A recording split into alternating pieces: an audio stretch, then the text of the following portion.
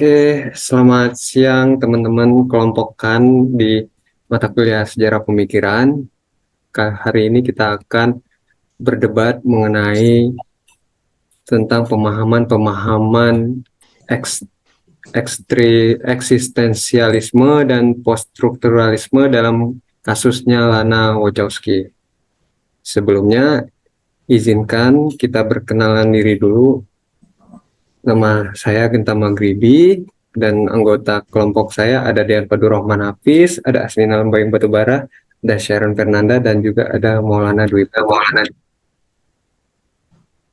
Baik, sebelum kita mulai perdebatan di sini, aku mau menjelaskan secara singkat dulu tentang kasusnya Lana Wachowski. Siapa itu Lana Wachowski? Lana Wachowski merupakan sutradara terkenal yang dikenal sebagai salah satu otak di balik waralaba film The Matrix. Nah, telah mengalami perjalanan panjang dan menemukan dan mengungkapkan identitas gender aslinya. Pada awalnya dikenal sebagai Larry Wachowski. Lana mengalami pertentangan antara identitas pribadi dan ekspresi publiknya. Proses transisi gender Lana adalah perjalanan yang rumit dan penuh tantangan. Proses transisi gender itu sendiri biasa kita sebut sebagai kaum LGBT. Lana juga menceritakan pengalamannya dengan jujur dalam pidato dan penghargaan visibilitas kampanye hak asasi manusia pada tahun 2012. Ia membahas momen-momen kunci dalam hidupnya, termasuk kesadaran awalnya tentang perbedaan gender dan konflik yang dihadapi dalam menerima dirinya sendiri. Lana juga menyoroti pentingnya dukungan dari keluarga dan teman-temannya dalam perjalanan ini. Nah, kisah Lana Wachowski adalah cerminan dari keberanian seorang untuk mengatasi rintangan dalam mengejar kebenaran identitasnya, serta pentingnya menciptakan lingkungan yang mendukung bagi individu LGBT.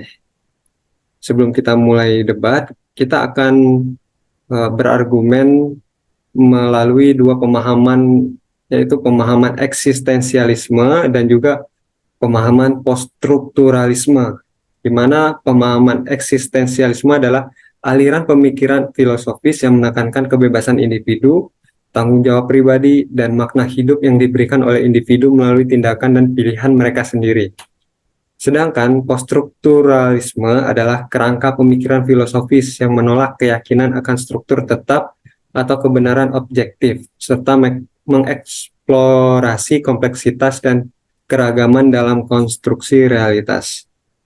Baik, sedikit singkat penjabaran dari saya tentang kasusnya Lana Wachowski dan juga tentang pemahaman-pemahaman eksistensialisme dan juga poststrukturalisme.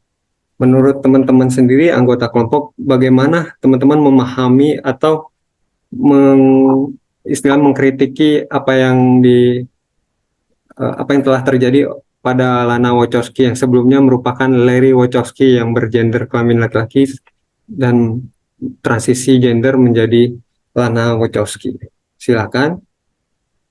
Ada yang mau menanggapi?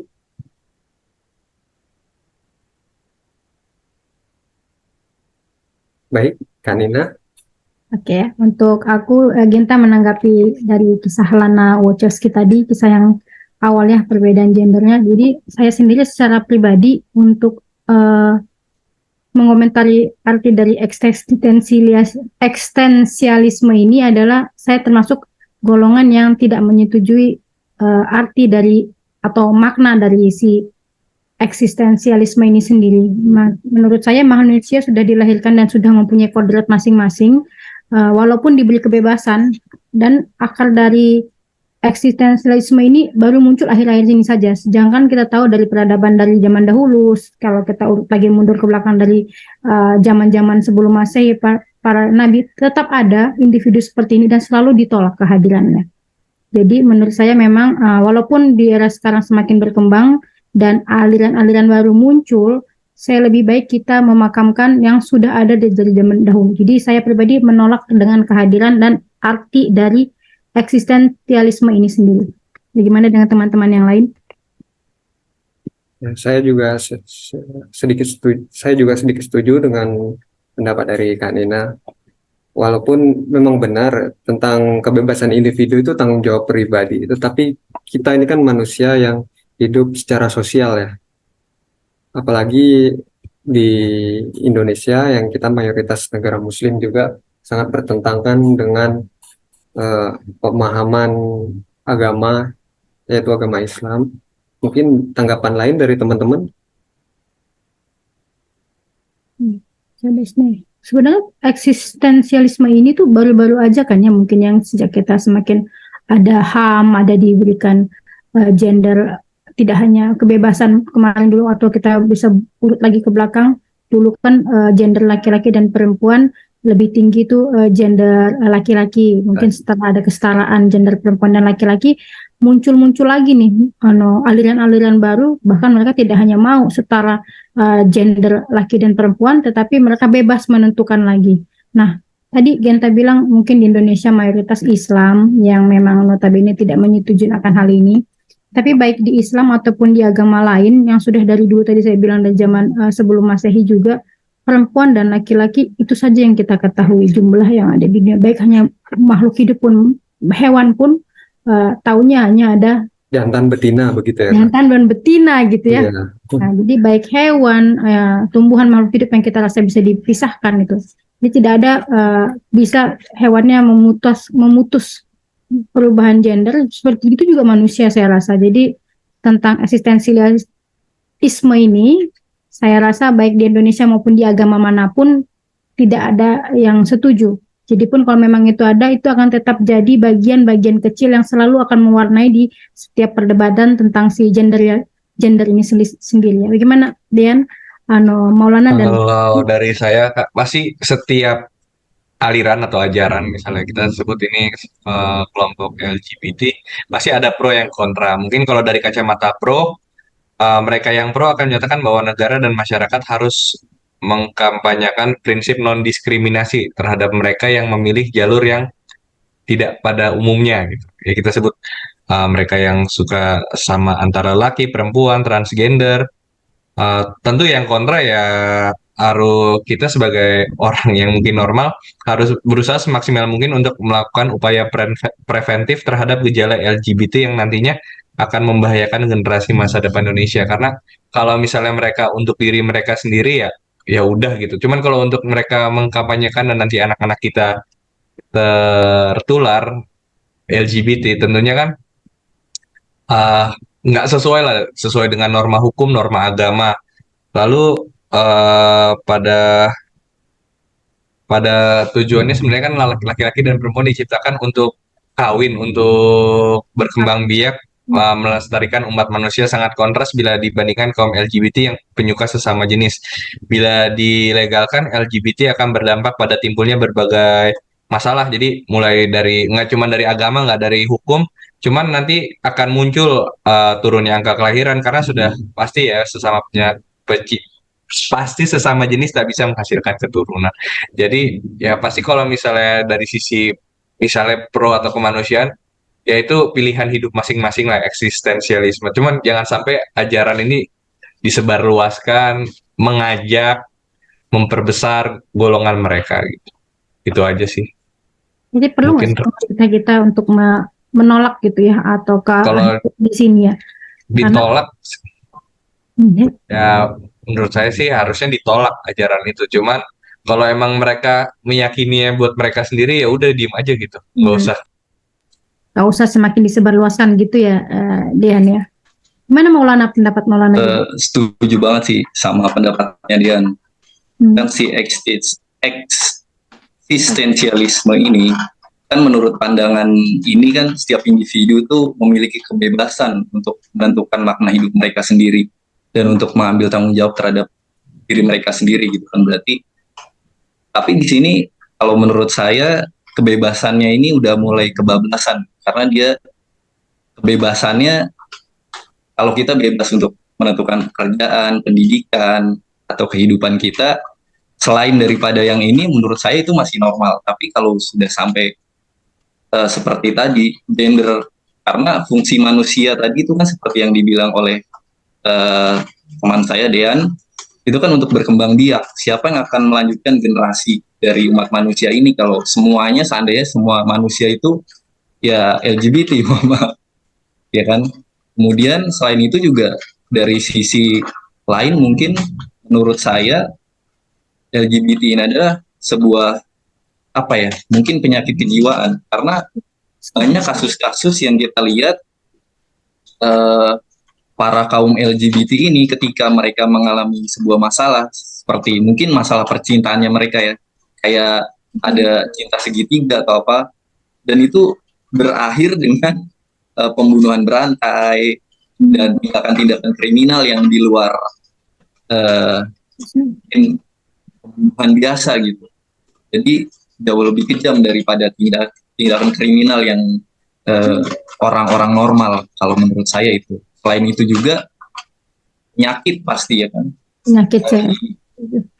Hubungan sesama jenis sudah pasti akan menimbulkan penyakit baru, penyakit menular, penyakit kelamin yang jauh lebih berbahaya. Karena ya kita tahu sendiri kalau hubungan seks sesama jenis itu kan melalui jalur yang tidak seharusnya. Jadi cenderung lebih banyak menimbulkan penyakit dan keburukan menurut saya. Itu pendapat dari saya. Oke. Yang lain, Gimana Mbak Saren? tapi Pendapat Mbak Saren? silakan. Kalau saya punya pendapat agak berbeda ya, karena gini, saya punya teman yang LGBT.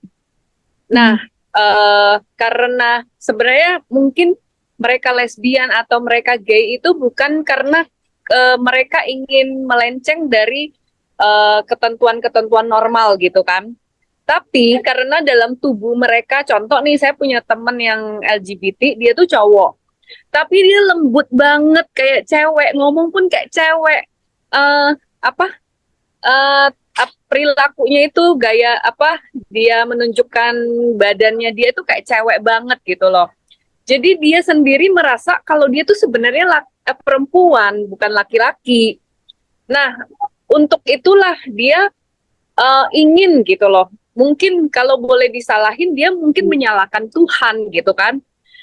Saya adalah perempuan tapi saya terjebak di dalam tubuh laki-laki. Terus badannya tuh badannya tuh keker banget kayak laki-laki, tapi semua kelakuannya tuh kayak cewek.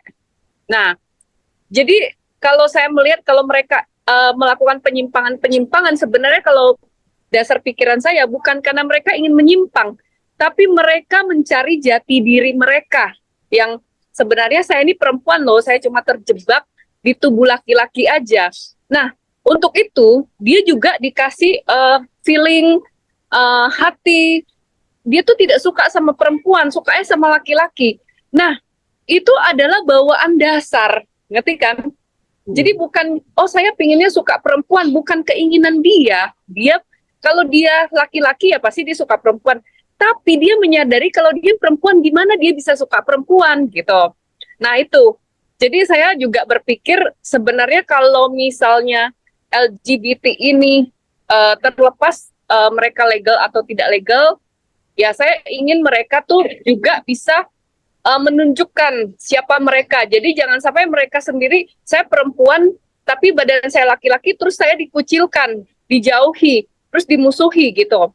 Nah, harusnya tidak begitu. Nah, terlepas masyarakat kita menerima atau menerima, saya pikir mau tidak mau. Karena kita tidak bisa memaksakan dia untuk jadi laki-laki kalau dia merasa dirinya perempuan gitu. Itu sih kalau tanggapan saya. Jadi dari hasil internal grup kita nih, kita tadi udah lihat kan ya ada pro dan kontra juga, bahkan gak usah sampai di luar, di grup kita juga ada yang berdebat ini kita dengar kan ya, ada sisi positif, ada sisi negatif. Mungkin kebanyakan dari kita ya mengutarakan kodrat banyak hal yang tidak baiknya gitu ya, tapi yang tadi yang dibilang Saren itu juga sebenarnya kenyataannya di dunia itu mungkin ada yang seperti itu. Nah, balik lagi tadi seperti yang Dian bilang, mungkin kami mengizinkan tapi tidak mengkampanyekan, balik lagi seperti itu kali ya Dian ya. Jadi tantangan tadi kodrat itu kita dapat belajar juga dari kisah Mbak Saren, ternyata ada yang seperti itu. Dan intinya kita tidak mengkampanyekan, kita tidak, kebanyakan di Indonesia ataupun dari zaman dahulu tidak karena memang Tuhan hanya ngasih perempuan dan laki-laki. Nah itu tadi ada badan-badan yang terjebak di dalam jiwa-jiwa yang berbeda dengan aslinya mungkin ya. Jadi intinya tadi untuk menghindari karena diri untuk lebih banyak kemuslihatan atau lebih banyak yang hal tidak baiknya dari kaum LGBT ini dari segi kesehatan, segi kenormalan dan keseharusan untuk ke masa depannya untuk berkembang biak tidak ada. Jadi lebih baik kita ambil kesimpulan kali ya dengan adanya grup ini, kita akhiri ngambil kesimpulannya bersama-sama bagaimana baiknya ini boleh disampaikan oleh Genta kah atau siapakah untuk kesimpulannya? Ya, sangat menarik tadi pendapat-pendapat dari teman-teman semua. Ya, sebagai yang kita ketahui dalam debat mengenai LGBT ini kan terdapat argumen kontra, pro dan kontra, di mana yang berargumen kontra yang kita berlandaskan pada alasan keagamaan, norma budaya, dan ketakutan terhadap perubahan sosial, serta juga tadi terkait kesehatan juga, dan juga ada yang terdapat argumen pro yang menekankan hak asasi manusia itu sendiri, inklusi, dan juga pengurangan stigma. Ya, saya juga sependapat dengan Kak Nina tadi bahwa orang yang melakukan transgender untuk dirinya sendiri itu pun kita tidak terlalu mengusik ataupun mengganggu mereka, tetapi yang menjadi kekhawatiran kita, mereka malah mengkampanyekan dan membawa arus kepada masyarakat yang norma budayanya itu sendiri bertentangan dengan LGBT itu sendiri. Nah, dan juga pada kasusnya Lana Wachowski juga menggambarkan perjalanan seorang individu LGBT dalam menghadapi dan mengungkapkan identitas gender secara terbuka. Sebagai seorang wanita transgender, Lana Wachowski menjadi salah satu tokoh terkenal dalam komunitas LGBT. Ya, penerimaan terhadap diri sendiri dan penolakan terhadap norma-norma gender tradisional juga mencerminkan sikap inklusif dan menghormati keragaman identitas gender di dalam komunitas LGBT itu sendiri. Nah, terkait perjalanan Lana Wachowski, kita juga dapat lebih memahami tantangan dan kompleksitas yang dihadapi oleh individu LGBT itu sendiri dalam memperjuangkan pengakuan dan penerimaan atas identitas gender mereka, walaupun terdapat pro dan kontra yang terus bergulir di masyarakat. Sekali lagi, kesimpulannya kita tidak menghakimi individu tersebut, tetapi apa yang mereka lakukan melalui kampanye transgender dan mengajak orang itu menjadi hal yang bertentangan dengan norma dan juga budaya yang ada khususnya di Indonesia, di negara kita ini. Mungkin ada statement lain dari teman-teman? Sudah cukup? Ya, mungkin sekian perdebatan kita kali ini.